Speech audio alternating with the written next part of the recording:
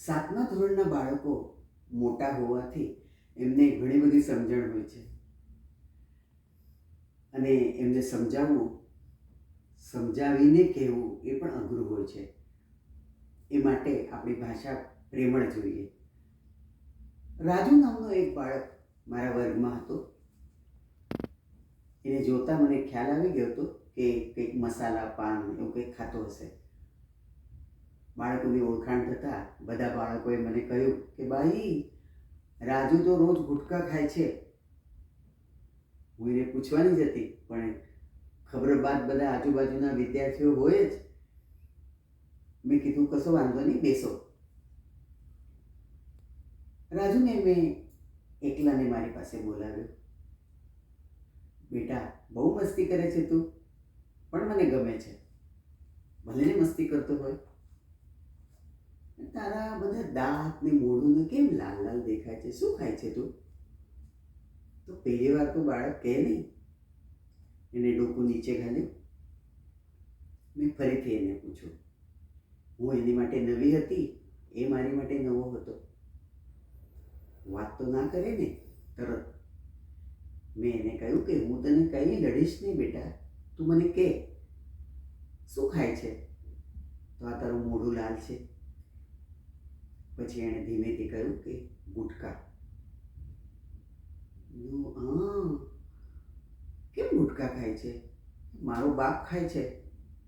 મેં કીધું બાપ બાપ ના કહેવાય, તારા પપ્પા કે તારા પિતાજી કે એવું તું શું કહે છે એમને? બાપુજી એવું કહેવાય. કે એણે આમ આંખ કરીને એને એમ થયું કે એવું કહેવા જેવો મારો બાપ છે, એવા એના ચહેરા સાથે મેં સમજી લીધું કે એનું ને એનું કંઈ બહુ બનતું નહીં હોય. એણે કીધું મારા બાપુજી છે ને, તમે કહો છો એટલે હું કહું છું, પણ મારા બાપુજી મારી માને બહુ જ મારે છે. દારૂ પીને આવે છે અને મારે છે. મને નથી ગમતું. એ પોતે બહુ બધા પૈસા વાપરે છે, ગુટકા ખાય છે. એ બધી વાતને મેં સાંભળી. મને એવું થયું કે બાળકો કેવી રીતે રહેતા હશે અને મનની વાત કોને કરે. મેં એને કહ્યું, બાકી બધી વાત સારી નથી. તારા બાપુજી તારી માને મારે છે, કંઈ સારું નથી કરતા, પણ બાપ ગુટકા ખાય છે એટલે તું ખાય છે એવું કહે છે, એ તો વાત બરાબર નથી. તારે તો ના ખાવું જોઈએ ને. કેટલું નાનું છે તું. ગુટકા ખાવું એ કંઈ સારી વાત છે? વર્ગના બધા જ બાળકો એની સાથે બોલતા નહીં, એની સાથે મૈત્રી નહીં કરતા, એને રમાડતા નહીં, કારણ કે એ ગુટકા ખાતો. હવે બાકીના બધા બાળકો સમજે કે આ કંઈ વાત સારી નથી, એટલે એની સાથે કંઈ સંબંધ જ નહોતા રાખતા. હવે એવું બાળક જ્યારે વર્ગમાં હોય તો માનસિક રીતે એને કંઈક તો ત્રાસ થતો જ હોય કે એને કોઈ આપણું નથી કહેતું, મિત્ર નથી. મેં એને કહ્યું કે હવે છોડી દેતો, હું આવી છું ને આ શાળામાં, તારે ગુટકા નહીં ખાવાના. કાલથી નક્કી? તો કે હા બેન, હું નહીં ખાઉં. હવે એના માટે તો હું નવી હતી એટલે કહી દીધું કે હું નહીં ખાઉં. પછી હું એને રોજ બોલાવીને પંપાડીને એને રજિસ્ટર આપતી. બીજા ક્લાસમાં જા તું રજિસ્ટર ફેરવી આય.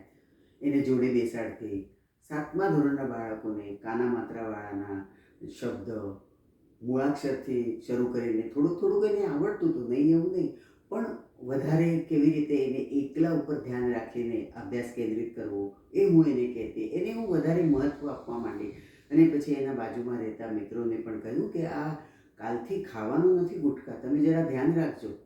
બીજા દિવસે એવું સતત એક વિષયને લઈને 8 દિવસ મેં પૂછ્યું, આજ કેટલા ખાધા? પહેલા દિવસે તો એણે કીધું કે મેં આજ ઓછા ખાધા છે, પણ સંખ્યા ના કહી. પછી બીજા બાળકે કહ્યું કે ભાઈ આ તો ખાય છે, તો ખોટું બોલે તમારી સાથે, એ નહીં સુધરે. મેં એને ફરી સમજાવ્યું કે ગુટકું ખાવું, અને એની પાછળ જ હું પડી, એ વિષયની પાછળ. ને રોજ હું એને પંપાડીને કહેતી કે બેટા, તારા ઘરમાં ભલે ગમે તે વાતાવરણ હોય, પણ તારે એક સારો છોકરો બનવું છે, સારો વિદ્યાર્થી બનાવવો છે મારે. તારે ગુટકા ખાવાના બંધ કરવા જોઈએ. આ વાત જરાય સારી નથી તારા ભવિષ્ય માટે. અને તમને કહેતા મને આનંદ થાય છે કે રોજ કંઈ અને બીજા મિત્રોને મેં કહ્યું કે આને તમારે રમાડવાનું, આને તમારે અભ્યાસ શીખવાડવાનો. અને એ રીતે હોશિયાર બાળક અને રાજુ બંનેને સાથે હું મારી પાસે ટેબલ પાસે બેસાડીને એને શીખવાડવાનું કહેતી. હવે બાળકો એને રમવા લેવા માંડ્યા, એને એના સાથેના એના મિત્રો બન્યા વર્ગમાં, એને પ્રેમ કરવા માંડ્યા, તો રાજુ બદલાઈ ગયો. અને 6 મહિના પછી મેં પૂછ્યું કે હવે રાજુ શું છે? ત્યારે બધા બાળકો બોલ્યા, બેન હવે તો રાજુ બન ગયા જેન્ટલમેન. આવા હોય છે બાળકો. તો રાજુને એક ગુટકામાંથી છોડાવતા મને જે ફળ મળ્યું કે મને આનંદ થયો એ હું તમને શબ્દોમાં નથી કહી શકતી. ધન્યવાદ.